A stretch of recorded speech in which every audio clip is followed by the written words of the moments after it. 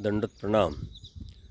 या भौतिक सुखाच्या अभिलाषेपोटी आणि अज्ञानपोटी आपण अनेक कर्म करत असतो आणि त्याच कर्मात आपण अडकून दुःखाला शरण जात असतो, दुःख भोगत असतो.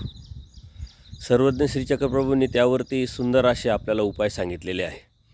आपण अज्ञानवश होऊन कोणाचा तरी वर्णस्पर्श करतो, हिंसा करतो, दोषदर्शनाच्या माध्यमातून दोष बघतो, जीवत्वातून क्रेडिट घेतो, अनुमान करतो, मनमाळकेच्या माध्यमातून तर्क कुतर्क करत असतो, अनैतिकतेच्या माध्यमातून कपट करून न्यूनगंडच्या माध्यमातून लेबल लावत असतो आणि अशा अनेक क्रिया आज आपण करतो आहे.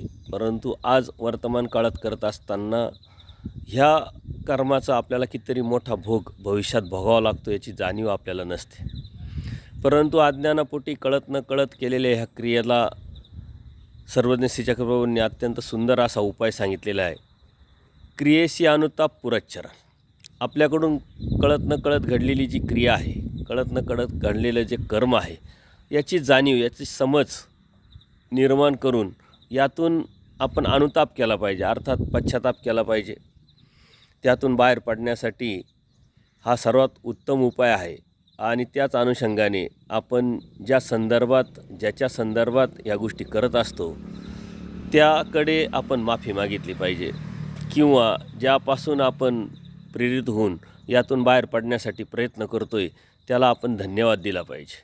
अर्थात परमेश्वराला आपण धन्यवाद दिले पाहिजे का तो परमेश्वर आपल्याला जाणीव करून देत असतो, बोधाच्या माध्यमातून त्याची ओळख करून देत असतो. आणि यातून बाहेर पडणं हा सर्वात उत्तम उपाय म्हणजे परमेश्वराकडे माफी मागणे, प्रसव मोडणे, प्रायचित्त घेणे आणि इथून पुढं अशा गोष्टी होणार नाही याची काळजी घेणे. तरच परमेश्वराची भक्ती करून आपण आपल्या ह्या जीवनमुक्तीच्या प्रवासातून बाहेर पडू आणि परमेश्वराला प्राप्त करू. धन्यवाद. दंडोत प्रणाम. दंडोत प्रणाम.